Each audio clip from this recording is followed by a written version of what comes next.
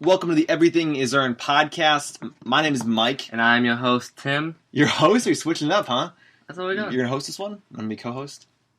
Yeah. Yeah, Timmy's going to host this one. He's the one that's going to roll with it. We are both your hosts. There is no co involved. We're both the alpha males. We're both the alpha males.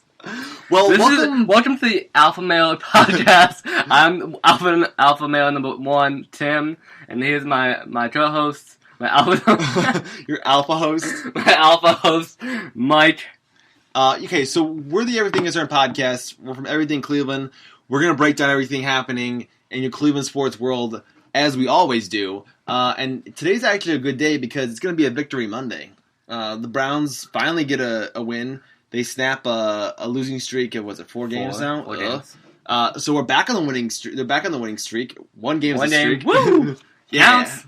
And it's Steelers week, too. We got the Steelers happening on Thursday night. Always a fun week when we play Pittsburgh. Yeah, I hate Pittsburgh. I hate Pittsburgh. Timmy, hold on. No. I hate Pittsburgh. Okay. Anyways, we established we're not big fans of Pittsburgh. So breaking down this Bills game real quick here, I thought it was great that you went out and got the win. It's always great to win. That's what matters. At the end of the day, whether you win by 100 points or you win by 5 points or 1 point, you got the win. And that's what the Browns haven't been able to do over the last 4 weeks, is close out and get the win. All season. So it was nice to see them get the score, drive down. I thought they were going to lose it when they had that fumble. That was not a fumble. It was an incomplete pass. Yeah, it was a forward lateral pass, a little flick to Kareem Hunt. And that was scary. And that was almost like, all right, so this is perfectly describes the Browns pretty well from the last 20 seasons. But that was rough. But then it didn't happen, and then we went down and scored, and then we got a stop. I was worried about the stop. I honestly didn't know we were going to stop. And I was like, oh, crap. Well, they drove down pretty easily in the first probably 4 or 5 plays. He probably picked up 30, 35 yards or so pretty easily. Third down conversion when they picked up 21 yards, I was like, oh, son of a mother. That was one of those backbiters. This doesn't look good. Yeah, I was worried about it at that point. Then we had some starting quarterbacks made some plays. Denzel Ward had a pass deflection, one of his 2, on that drive. And he kind of showcased or was starting to find some rhythm and kind of go back to the Denzel Ward we know he's capable of being when he's healthy. Yeah, I like that. I thought he had a pretty good game. He had a couple moments where he had the DPI early on in the game. He tripped up. That was almost like because of he had such great defense and the ball was thrown behind him that he kind of just fell on top of him because the wide receiver did a good job of stopping and trying to retrap the ball. Yeah, so that's kind of kind of his bad luck a little bit. Yeah, more or less on that one. I kind of agree with you on that one. But I love that his physical play. He's handsy, but he kind of like a veteran. He knows when to be physical, and did away with it, and when not to. Yeah, I like that piece of Ward's game. I think that really translates well in the pro game because when it comes down to it, you're always trying to do those little things that you can't really qualify as a foul, but they're annoying enough to create an incompletion. Oh, it's a foul enough to create like a titty-tatty foul. Yeah, and it's like it's kind of borderlining, you know. Yeah, so if it's called, then basically fans on both sides hate it. I mean, the fans on one side always liked it, but if it would be on their side, they would hate it if it happened to them. So I'd rather just be no calls. But Ward's not known for like pass interference or like a lot of like holding calls. No, like I said, he does a great job getting away with it. Very strategic. Yeah, it's great. He does a great job hiding it. Yeah, he's a big playmaker. I like Ward a lot. So one of the things I really stuck out at me in this game is Baker's up and down play. He all season, you mean? Yeah, okay, but this game too. He had a really nice opening drive. I liked that they went to OBJ early, try to get the deep ball happening. I thought they definitely made an effort to target him. That was the first play. We did a play action, which I've been calling for 10 weeks now. And it helped out the linemen because the defense thought we were running, and it made sense that the defense buys the play fake because we have an awesome running back in Nick Chubb, who has almost 900 yards on the season. And then you put yourself in a one-on-one with OBJ. I love that. I've been doing that all season. You should run a lot more play action. I think that was the longest pass that Baker Mayfield has thrown. It could be. OBJ, I think, threw a longer one. Was in Seattle, maybe? Yeah, he threw a pretty good one in Seattle. I think that might have been the farthest one Baker has thrown all season. I liked it. One of the things that I think maybe attributed or maybe helped Baker in this game was the surprise scratch of Antonio Callaway for Higgins. Shaka, you talked about this past week how you liked Callaway more, and then I talked about how Higgins is a better receiver, and then you flip out the two, and all of a sudden, when Higgins has fewer snaps, he's able to be more effective and score the game-winning touchdown. I thought Higgins had a great game, and good for him going out there and playing. I thought it was interesting that the Browns scratched him late. I don't know if it was a game plan thing and all along, or they were trying to have them prepare for Callaway, and then Higgins came out. He was a healthy inactive, wasn't he? Yeah, and it's weird you'd have Callaway inactive instead of one of your end of the roster special teams guys. Well, we had Hodge, D.O. Hodge, instead of him too. He was active. Yeah, it's weird. I don't know why he was inactive. Maybe he just wanted to force opportunities. Maybe he booked some kind of team more. Who knows? It'll probably come out later in the week, or maybe it'll never come out. Yeah, Who knows? Who the hell knows? So love what Higgins was able to do. I think him coming back in the offense is huge. I think that he made key plays in big time moments. Thought that made all the difference when it came down to winning and losing the game. A big factor in today's win was Kareem Hunt. Kareem Hunt played his first game for the Browns officially, and he was very effective, and he was very effective late when it counted. And I love that you had a second option to kind of set the defense off balance and to give them a different look, and to add another person to go in there and block after Chubb has gone through a run, so you didn't have to put Hilliard in there to be run blocking. So it gave Chubb some rest to offset the reps, but it still let you had an elite back in there, which is really great to have when you want to make the defense work harder. Well, they did kind of what we thought they would do. They kind of did the two set back, and he put Hunt and Chubb in there. When Chubb got the ball, Hunt was blocking. He made some big blocks for Chubb that opened up a few 20-yard gains. But then they did the same thing with Chubb when Hunt was running. He only had 4 carries, but Chubb was blocking for him, and that kind of throws off the defense on what to expect and what they did. But he was also effective in the passing game. He had 7 catches, and I think he had 74 all-purpose yards total in the game. When you bring out an explosive playmaker like that and add him to offense, I think what he brings, I think that might be why you had Callaway inactive. You don't need, you're not desperate for that big play athlete anymore because you have it in your backfield. You have another one in your backfield. Yeah, so I think what they swapped out Antonio Callaway, who's a little bit less reliable than Higgins, and just flip-flopped him with someone who's more reliable and can catch more balls in a one-on-one situation. They played more traditional football today, for sure. It was more run-heavy with the passes, the short pass game thrown in. I really enjoyed it. And we called this out on Friday saying, look for Kareem Hunt to have a big game and to be effective in the passing game. And 7 catches out of the backfield is definitely effective. It definitely keeps the defense off balance, and it adds another element to your offense. And I'm going forward on this short week for the Steelers week, they're going to have to account for that. Now you have to figure out how the heck are we going to stop Nick Chubb and Kareem Hunt, because they can both pretty much do the same things. They're both elite runners, and they can both catch the ball out of the backfield. I think Hunt's probably a better receiver out of the backfield. Yeah. But they're both playmakers and explosive playmakers. Yeah, elite level athletes. Chubb grabbed had some runs and carried people today. It was like, oh my goodness, it seems like when you hit him, he just gets a second burst of speed, and he's like, I'm not going down today. You're gonna have to try a lot harder than that. He just doesn't. You're not gonna hit him with an arm, like an arm tackle, or he's gonna bowl you over if you try to arm tackle him. Nick Chubb is an elite level running back in this league, and there's nothing really missing from this game. I mean, he's not flashy. That's the only thing missing is he's not flashy. He goes about his business. He just goes about his business, and he does what he does well. And he doesn't say much about it. No, and he doesn't have the big celebrations. He has in the no end zone. ego either. So you don't None. see it on the highlight reels. You don't see it on NFL.com or anything like that. You're not seeing Nick Chubb plastered all over the place. If this was like Alvin Kamara or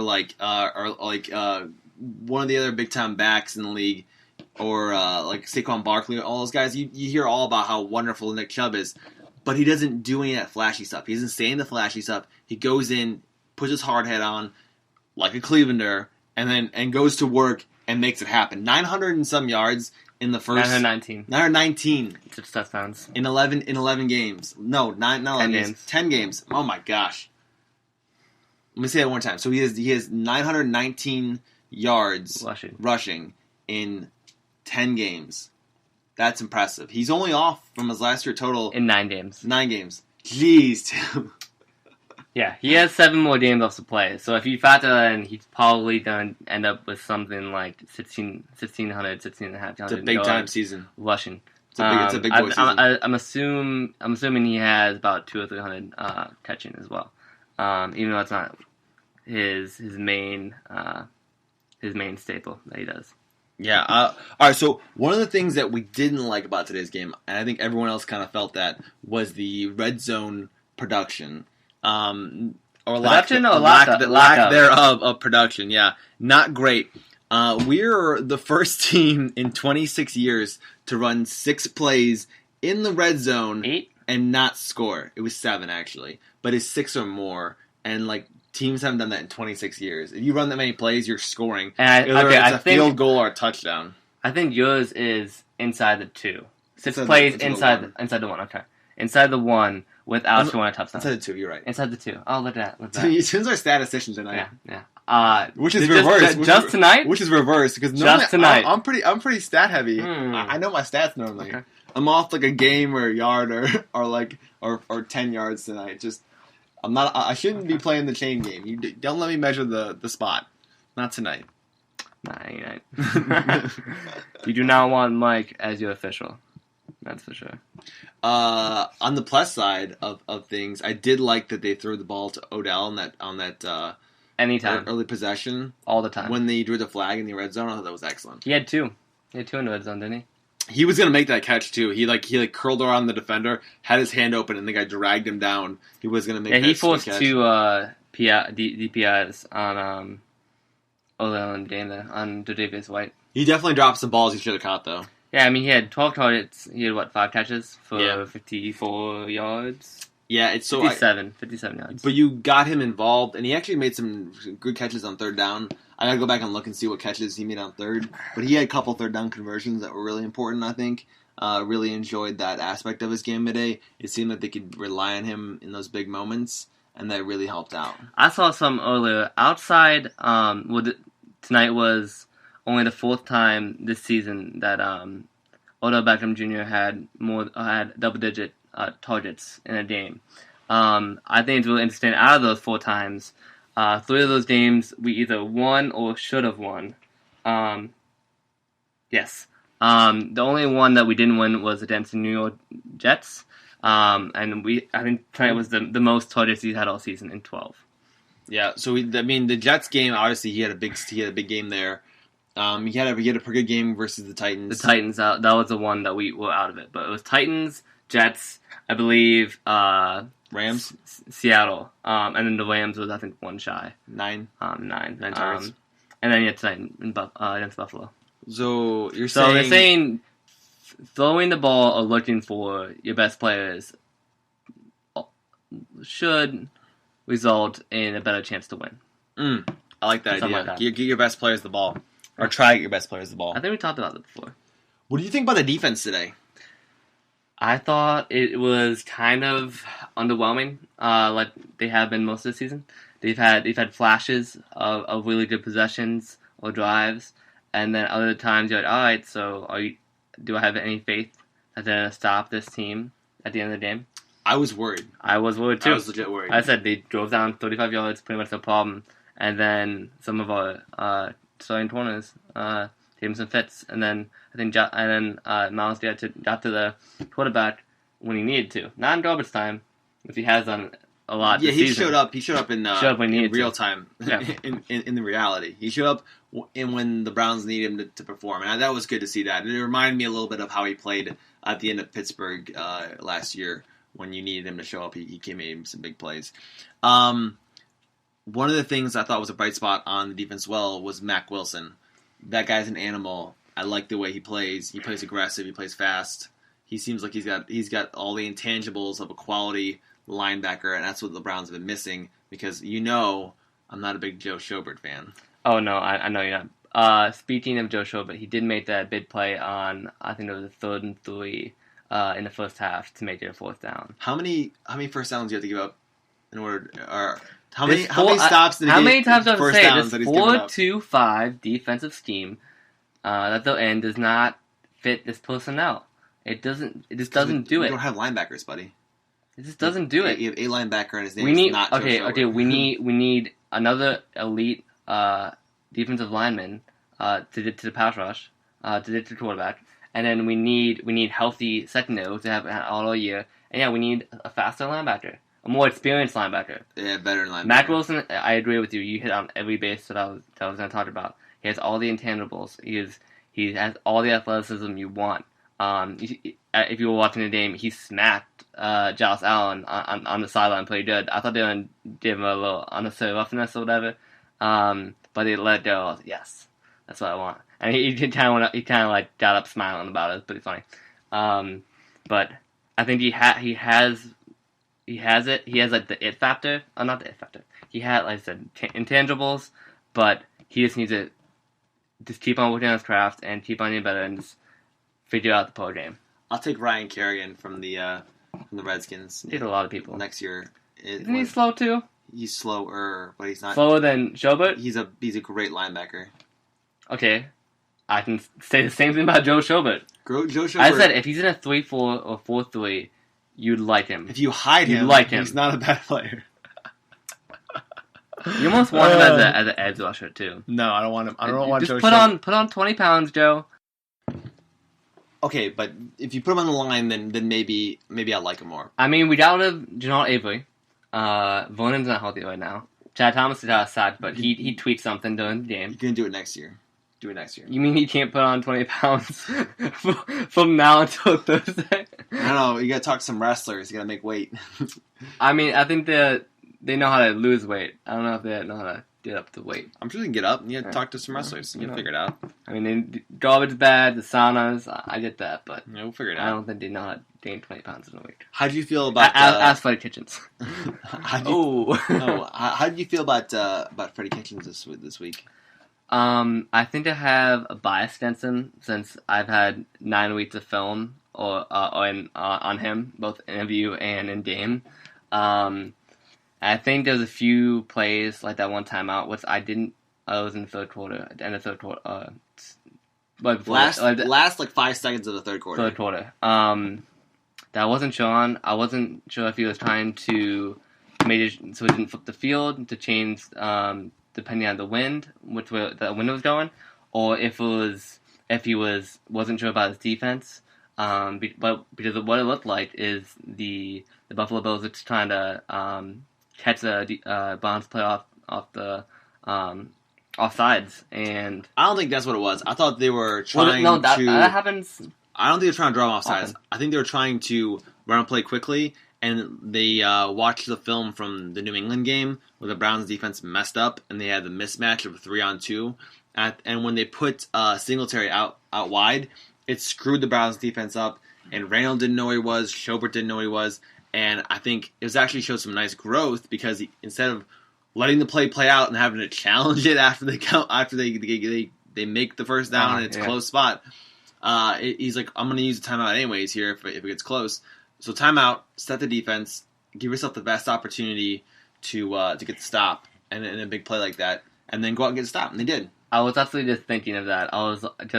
When they lined up on it was a fourth down a few times. I was like, all right, so they have everyone matched up. I was like, okay, that's good. So you have playing man coverage, and there's enough defenders guarding the wide receivers. All right, that's a good thing.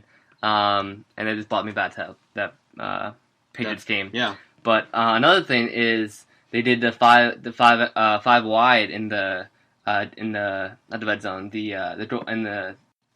but also it brings me back to is when they were in goal inside the 10. The first time in the first half they did a 5 wide, and they did a quarterback draw. They did the same thing in the second half, and Freddie and the rest of the coaching staff learned from it. And they still played man covered, but they were anticipating that draw play. He tried to scramble on the right side, and that's I think when Mack Wilson kind of hit him. I think. Yeah, that's smart because they did get that. It was a design run play to Allen, and in the first half, and that was bad because no one was spying on Allen. It was like, should definitely spy someone on him. Yeah, but so he did learn from it in the second half there. So that was nice to see.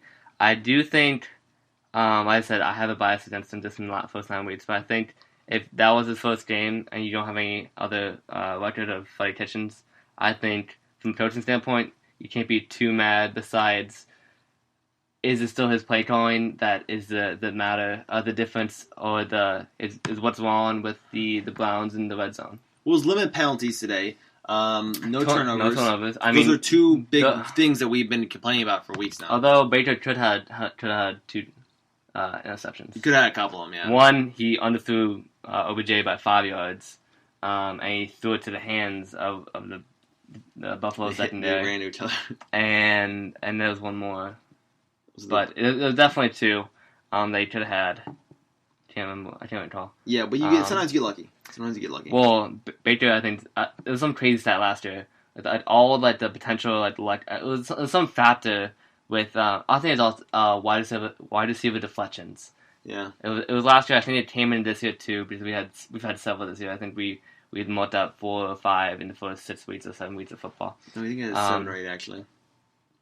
They're off receiver hands this year. Yeah, they're tip passes. I mean, not that they're good balls. Like I think 4 or 5 were Baker's fault, but I think 7 or 8. Were but he was leading by hands. far last year at his rookie year with interceptions off his receiver's hands. It was like a crazy number because he throws a darts. He likes to throw darts. Yeah, he puts some heat on. He puts some pop on the ball, as they say.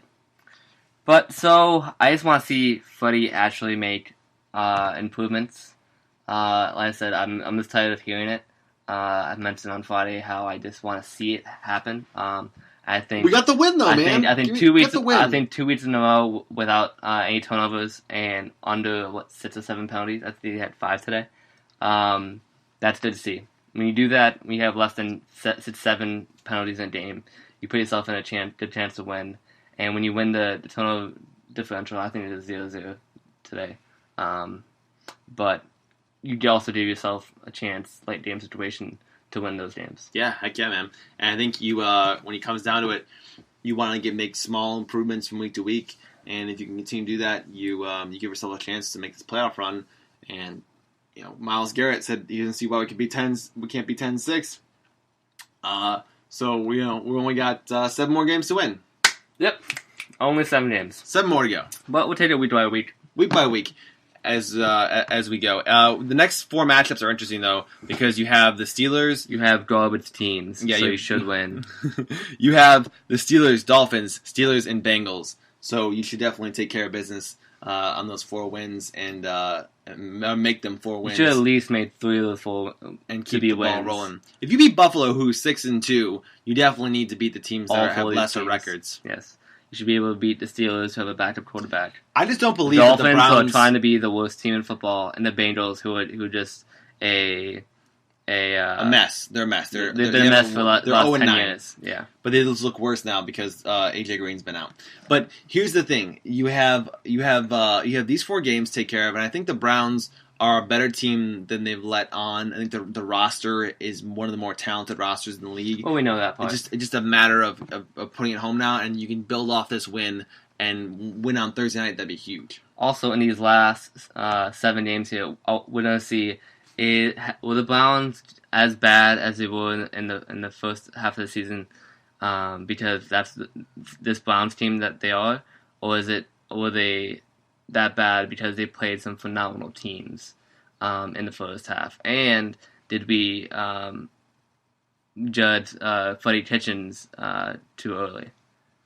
On other news not related to the Browns, because think we got wrapped everything up for the Browns now, right? Yep. The Cavs are busy taking to the Knicks because they're terrible. They're up 37-22. That's right. Positive coaching, teamwork, balanced scoring. When you have, I think, John Beilein is going to be a really good coach. You make use of your talent, and when you're supposed to beat bad teams, you beat bad teams. And speaking of bad teams, we handled the Wizards on Friday. Mm-hmm.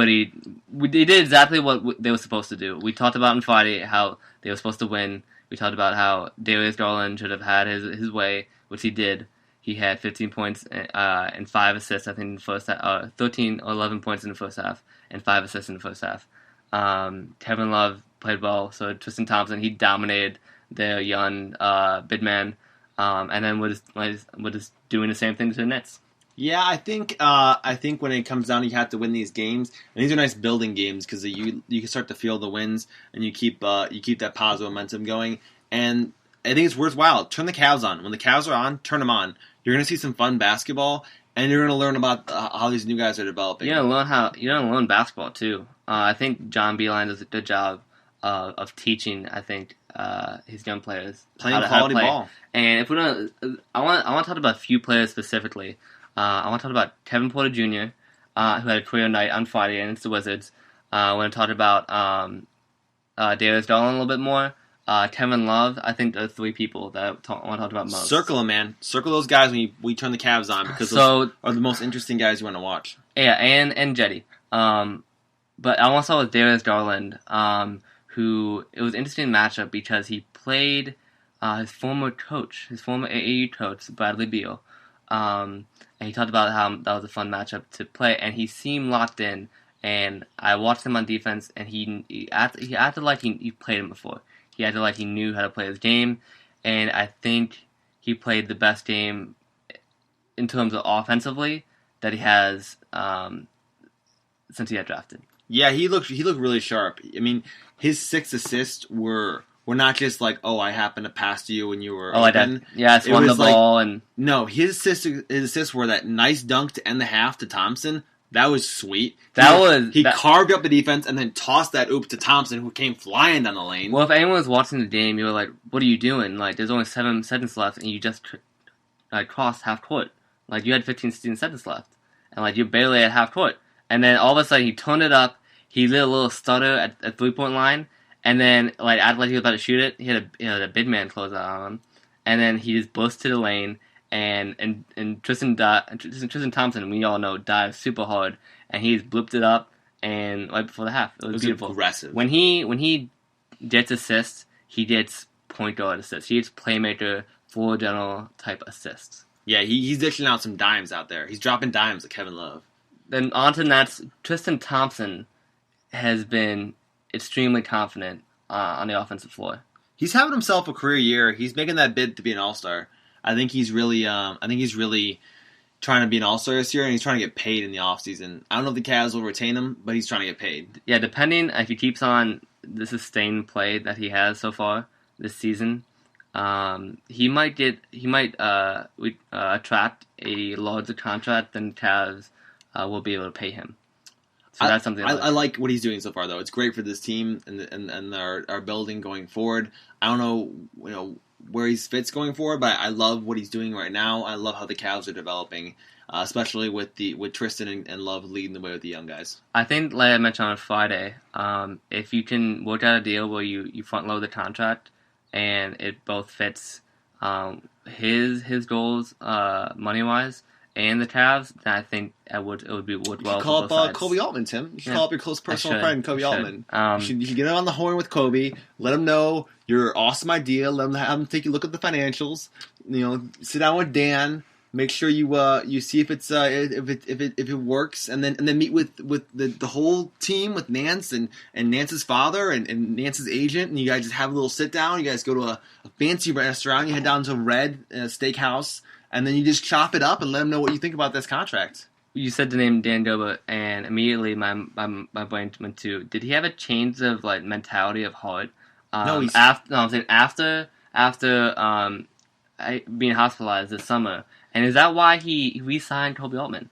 Like, is he a different person now? He's maybe giving more of the reins to Kobe, which is fine. And sometimes when you go through a major change in your life, you make adjustments. So, if that's the adjustment that he made, I'm glad for him. Happy for him. Happy for Kobe making his money. And I think you need to reach out to your close personal friend and help him figure out what the Cavs can do with these contracts. Okay. And then lastly, Kevin Love. Kevin Love has been the Kevin Love that I thought he was going to be. He's been Minnesota Kev so far. He's been locked in, he's been focused. He looks mentally healthier than he has been, than I've seen him in Cleveland. And I think he's prepared. I think he's got himself ready to be this, to be the leader for this young test squad. Hold on. You said Kev looks mentally prepared. Are you his psychiatrist now, too? Tim not only is close personal friends with Kobe Altman, he's also doing Kevin Love's one-on-one therapist sessions. I said he looks mentally prepared. He looks mentally healthy, is what Timmy said. He can see inside Kevin Love's brain and lets you know exactly where he's feeling and what he's got going on. You don't do You aren't on his medical staff, on which he does tap dance. I don't get his medical reports that you get. Well, I guess if you're part of the Cavs organization like Timmy is now, and who's been deeply embedded to that front office, then you get these reports. I don't. You obviously aren't the Cavs access member that I am. Tim is the alpha male with all the records and all the access. I am your alpha host. Yes, that's me. Tim is the alpha host, and we do appreciate what you bring to the table and all this wonderful insight that you can't find anywhere else, because I don't know anyone else who's close personal friends with the Cavs front office, but we have one right here on the show, and I hope you guys continue to listen and check in with us, just so you can get Timmy's insight on how the Cavs should build going forward with all this insider information. We're not colluding. We're not tampering. We're just telling it like it is. I'm just here so I don't get fined. No, what I meant was he looks mentally ready, and if you listen to any interviews, that's what I really should have said. If you listen to any interviews, he sounds like he's ready for the task. I like it. Both physically and mentally. Like, you talked about it. How he had the awesome he had Eat Pray Kevin Love vacation. Yeah. Eat Pray Kevin Love. Yeah, it was his summer. It was a wonderful summer. But the Cavs are gonna be fun. Another little tidbit about Kevin Love is if you look, does all the little intangible, like the little tiny things that just don't show up on the stat sheet. One of the things we saw against the Wizards on Friday was his ability to rebound. And then use his body and then make a play for his teammates. And he grabbed he sealed one guy. He got up. The ball went a different side of the rim off the shot, and then he bounced off of him. He bounced up against a contesting rebounder, got it against him. Like, sealed him off in midair, and then had the awareness to look down court and find Colin Sexton or Kevin Porter. I think it was Cedi. For an easy layup or something. If you like some basketball, you need to watch Kevin Love rebound, because he's a fun guy to watch rebound. He's a fun guy. I know that sounds crazy, that it's fun to watch rebounds, but you gotta watch the way he plays basketball and the way he recognizes where the ball's going and how to position himself. And when the ball is a 50-50 ball, Kevin Love's always getting it. He's always, if the ball's tipped in the air and Kevin's there and another guy's there, Kevin's gonna get that ball. Full faith that he's going to do it. He's an amazing defensive rebounder. In one instance, to kind of put some more insight on this, is if on Friday you had Larry Nance grab a ball against Wizards. It's a defensive rebound, and for whatever reason he was just exposing the ball on a rebound, and I think Thomas Bryant, the young center, just kind of grabbed his hands on the ball and he's trying to just let him tie it up and have a jump ball. And one of the things, those little tiny things with rebounding with Kevin Love, is when he gets a rebound, he's never allowing a defender to either steal the ball or tie it up for a jump ball.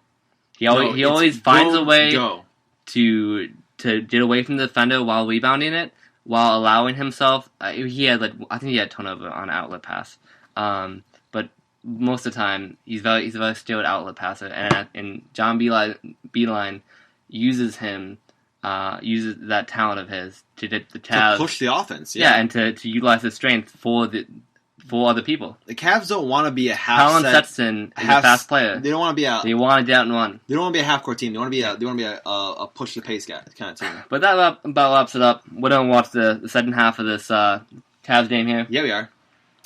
And we will be back on Wednesday. I'm your alpha host, Mike. And I'm your second alpha host, Tim.